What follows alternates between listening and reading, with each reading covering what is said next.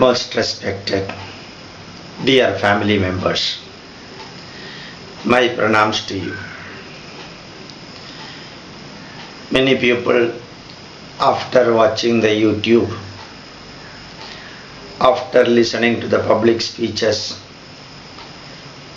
and after reading more than 100 books written by me, used to ask me questions connected with variety of Indian literature, variety of Hindu granthas, Hindu books, and the Bible plus Quran. I am not well versed in Quran, but I have read many times the Bible.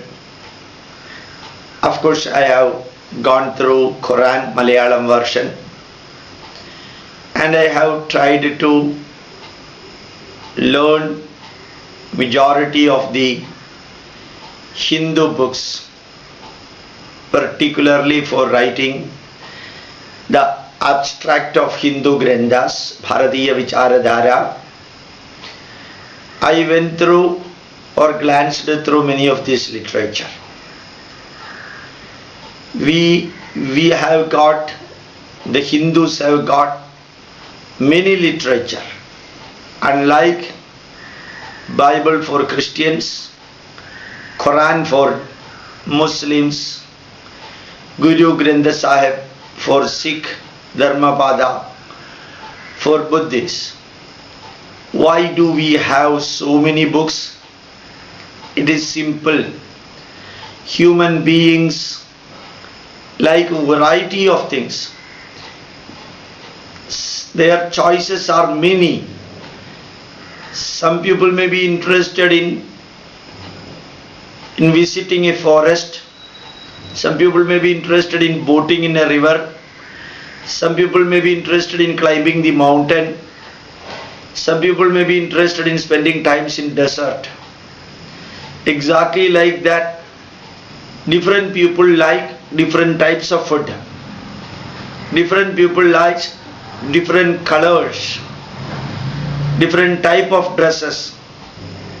Different people like different type of houses, different locations, different type of music they like, different type of music instrument they like. Out of the 710 crore people living on the surface of the globe earth, you can rarely see half a dozen people having the same interest in all the field. So people always are interested in diversity. For all the diversity, you cannot give them one item throughout the 30 days eating with the sambar. All the days eating only chapati or puri or dosa alone. So people like diversity, and in India, only for Hindus in the world, variety of literature are given. This gives not only variety and diversity for the people, those who are interested in learning Vedas, giving only the messages, they can learn Vedas. Those who are interested in understanding the messages of the life through stories, they can go to Puranas. Those who are interested in learning the management of the life through the experiences of others, they can go to Valmiki Ramayana, they can go to Mahabharata. And remember, those who are interested only in knowing the absolute truth of the nature, those who are interested in learning about the mind, those who are interested in learning about the soul, that is, those who are interested in learning the highest level of philosophical knowledge, they have got Upanishads, they have got Darshanas. But just ask such a question to a Muslim, how many variety of books you have got? And the same question you repeat to a Christian, how many type of subjects are dealt in the small Bible? You will know that God has given only that much. That is enough for the human beings. They may say, the Christians may say, The Muslims may say, once a Muslim said that all needed for human beings are given in Quran, nothing more need be taught or learned. Then my question, why they are going for the higher education in MBBS, MD and higher education in BTech and MTech? If everything is available in Quran, why should they build schools and colleges, medical colleges and engineering colleges, and send their children to these institutions? So the interest of the human being is elevate himself by learning and studying and teaching different type of knowledge. That is completely absent in Quran. Quran is given to the people of 8th century living in the primitive deserts of Arabia. It is not meant for Indians. And similarly, Bible is given for the people who lived in the primitive condition 2000 years ago in Israel. It is not meant for the people living in India. Right from for the last 6,000 years, we were giving extremely high level of philosophical messages meant for everyone, not the people living in the forest, not the people living in the desert, not the people who are primitive, but the highly refined people who used their brain as the research laboratory. So our philosophies and darsanas even now learned and taught in the highest level of academic institutions, not as a religious book but as a philosophical book. Vaisheshika, Sankhya, Nyaya, Purva Mimamsa, Uttara Mimamsa and Yoga. If you are reading now in the 21st century, you will not understand anything because your level is far lower. For understanding the philosophical books of the darshanas, you are expected to elevate yourself. So those class of literature are meant for high level of intellectuals. From among the Hindus who have got high level of wisdom and intelligentsia, naturally they can go to that one. They need not stick to the Puranas, story-based Puranas. If your level is slightly lower than the so-called Darshanas and Upanishad, you can go to Vedas. Remember that these books are not written by God. These books are not written by prophets. These books are not written by angels. These books are written by highly scholarly Indians, rishis and people. They got this knowledge not from God but from their own brain. Just like Swami Vivekananda said, education is nothing but the manifestation of the knowledge which is already present in you. Knowledge is present in you. You can see majority of the animals are living with the inherent intrinsic knowledge. Human beings also have got knowledge. But from that level, we are elevating Srishtva Purani Vividhanya Jayatma Shaktya Vrikshan Sarin Siran Gagadamsa Damshtramatsyan Tishtaira Tushta Hridaya Purusham Vidhaya Brahmavaloga Dishanam Mudamabadeva. Only human beings can elevate himself to the level of a philosopher. And only human being can elevate himself to the level of a scientist, a judge, a top great doctor. And that could be achieved in ancient India. That is the reason why the greatest philosophical books of darshanas came out. Those darshanas and those Upanishads, particularly 18 Upanishads, remember that it is not one Upanishad. Remember that it is not one darshana. Variety of rishis wrote for satisfying the interest of variety of people. They never said that only follow one darshana. They never said only my book is correct. They never said that you should not read another book. They never said that only my book gives you the correct pathway. If you read other books, you will go to hell. Indians never said that. Instead of that, they said, read this book. This is not the final book. Further, during a later period, in modern ages, newer books will be coming. Read that also. Knowledge has got only a beginning but no end. And knowledge is the final, book is the means for that. Knowledge is the end and books are means for that. But for Christians and Muslims, the books are the end, books are the means, books are everything. If something is happening to Quran, the whole world will burn.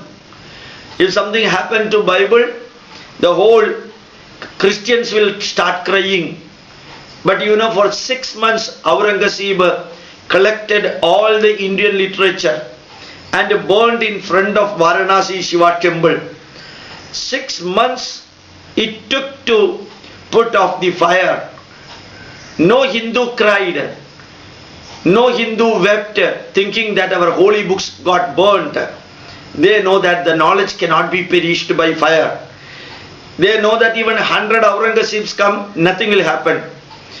Aurangzeb's son-in-law, who is a converted Brahmin, and he distorted the whole Bhavishya Purana. Nothing happened to Hindus. Hindus did not beat their chest and started crying and screaming. Remember that. Max Muller, with the guidance of Macaulay, distorted the whole Vedas. Indians did not worry. The distorted version of the Vedas were given to the Vedic scholars. Vedic scholars said, this version of Vedas is 100% against the original Veda. Your commentary is 100% against the reality of Vedas. But still keep it, don't destroy it. So those people who wrote against Vedas, they were also protected by the Vedic scholars, because we encouraged diversified versions of each literature, each viewpoint, each philosophy, each branch of knowledge, each book. That's the greatness of India. And remember that if you cannot read Veda, its level is very high, you need not read Vedas. Go to Ramayana, Valmiki Ramayana, Tulsidas Ramayana, Tunja Tirthachar's Ramayana, hundreds and thousands of local Ramayanas written by local people. Read the story of Rama, try to take good from Rama. Don't try to live like Rama, it is impossible. Here you can see Jesus got crucified. Many Christians want to crucify themselves. It is just like that. Mahatma Gandhi was killed by a pistol. So you also want to die using a pistol. How much humbug thought is that? But here nobody said you have to live like Rama. You need not live like Lakshmana. You need not live like Lord Krishna. If you can take good from that, take good and live. If you do not like some of the activities done by some of the activities of Lord Rama, reject it out. You need not say that when only Rama is the final answer. You need not think that Rama gives, Rama tells, Rama did everything for the world. If you like Rama, follow Rama. If you don't like Rama, follow Krishna. You have got option. But for Muslims, if you don't like Allah, there is no option. If you don't like Quran, there is no option. If you don't like Bible, you have to go to some other novel. No other book is available. If you don't like Jehovah's messages, no other person is allowed to give the message. So you don't have another literature. One lady told me that there are so many Bibles. It is not our mistake. It is the mistake of the people who distorted Bible and wrote many books. But what is known is only one Bible is available. And that Bible, if you are going through that, it is giving horrible messages. A few Christians told me that I have never read Bible. Okay, keep it like that only, and you try to read Bible. Whether can you justify the messages given in Jemaria? Can you give can you justify the messages given in the Kings 1 and 2? The messages given in Nahum? The messages given in a variety of origin and so many chapters. You will astonish to see that when can Jehovah give such a message to kill others, those who are worshipping other gods? Can a God say that only you should worship me? Is it not like the political parties here? You should only vote for me, otherwise I will grab the vote box. I will destroy the polling booth. You should only vote for me. You should only bow your head before me. Suppose like that human beings are telling, we can say they have got asuras also. But a God telling only worship me, you should not worship other gods. A God telling that you should sacrifice everything for me. You should follow only my pathway. That is the message given in Bible. But Rama has never said, you should only follow that in Ramayana. He never said only you should worship me. Rama never in fact said that you should worship me at all. Rama himself worshipped Lord Shiva in Rameswaram and consecrated a temple. So Lord Krishna never said that when you should worship me. Neither in Bhagavata nor in Mahabharata he said you should not worship other gods. So our literature is open literature, transparent. Just like in modern management we say openness and transparency. These two are given in every Indian literature, which is 100% absent in other religion. Only my God, only my book, only my pathway, only my heaven, and if you are not opting for my heaven, you will be going to another hell. How is it possible? I do not know.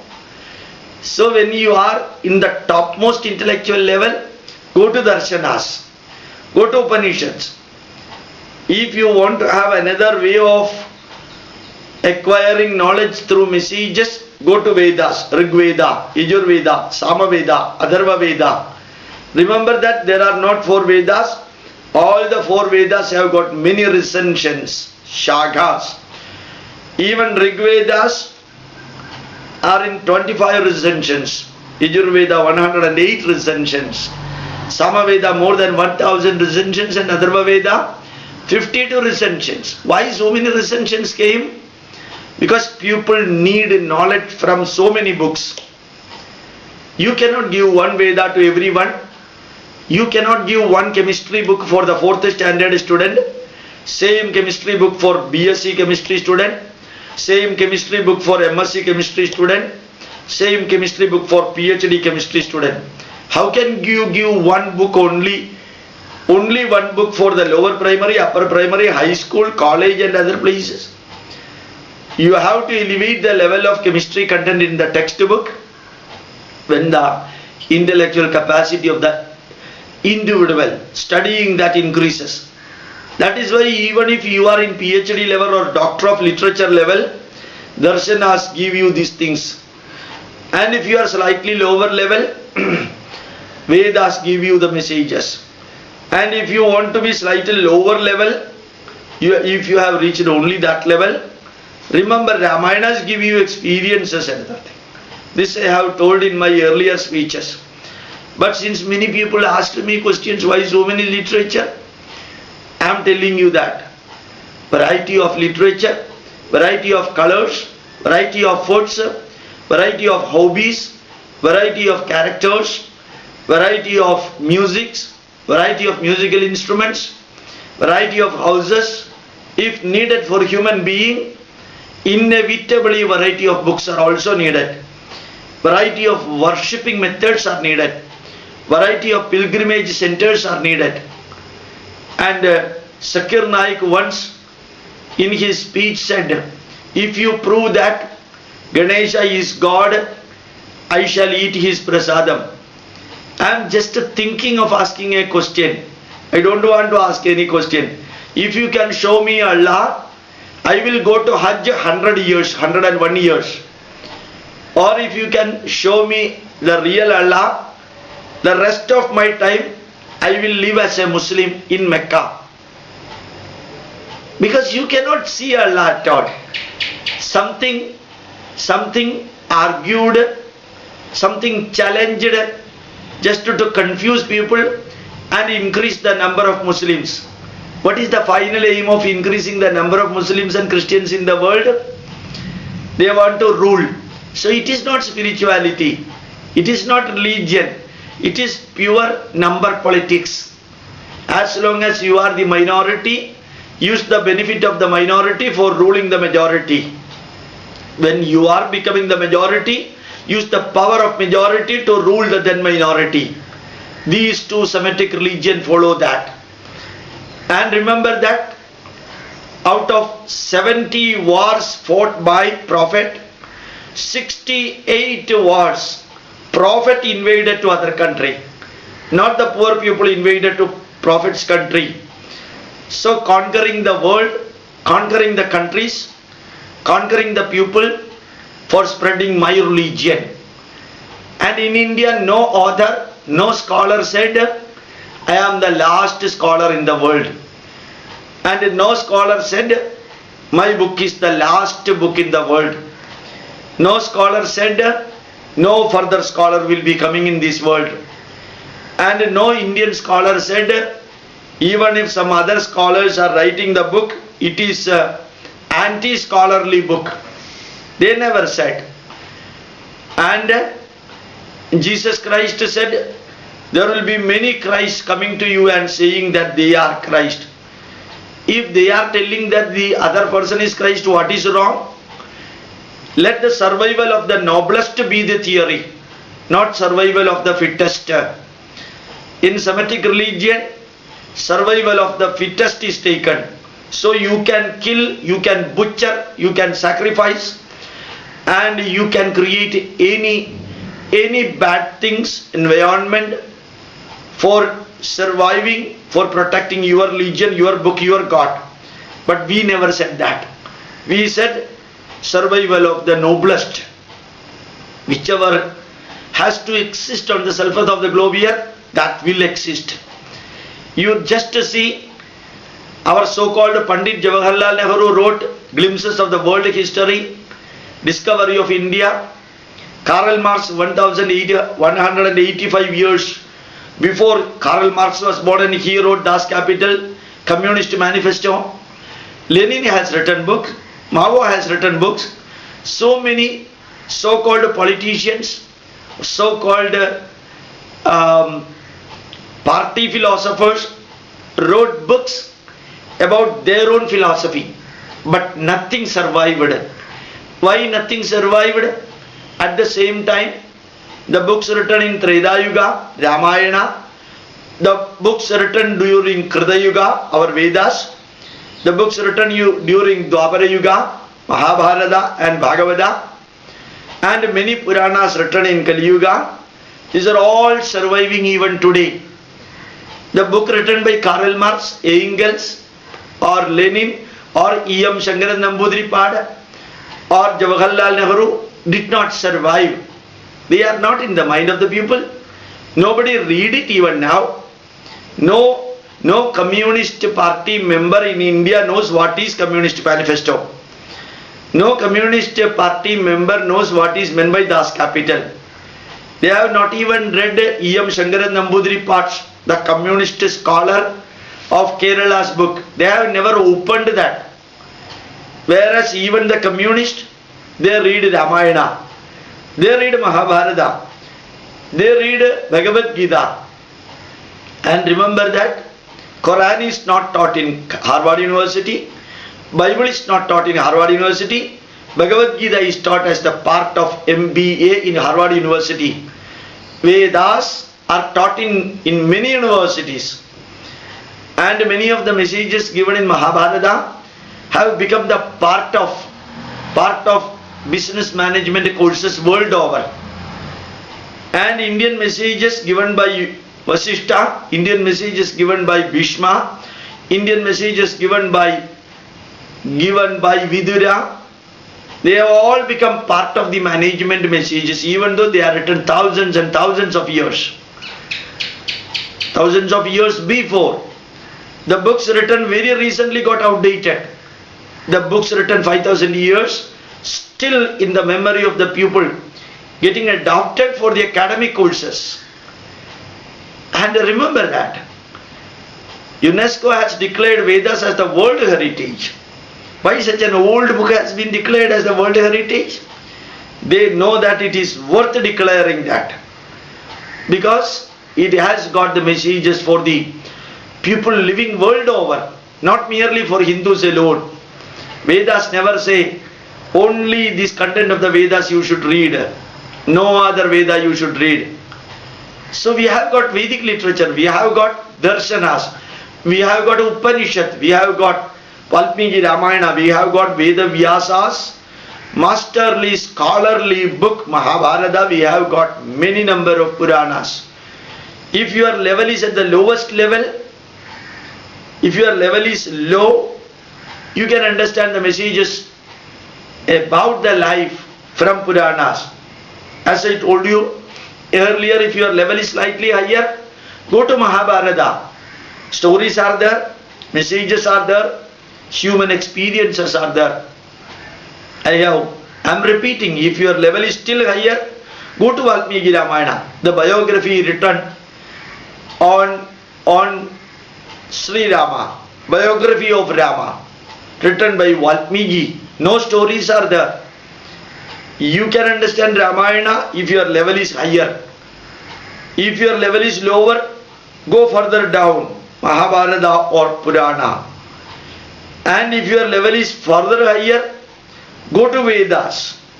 If you are in the Vedic level, you need not remove the Puranas or Mahabharata or Ramayana. Why it is said so? If you are constructing a 4-story building, if the 4th story construction is over, you need not demolish the ground floor. You need not demolish the 1st story. You can retain that, and you have to retain that. But your level increases if you have reached the level of M.Tech.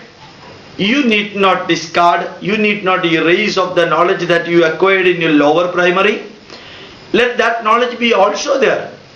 So add all this knowledge, and finally you will reach the philosopher level. And if you want to reach the philosopher level, you reach there. If you want to retain at the lowest level, you can be there.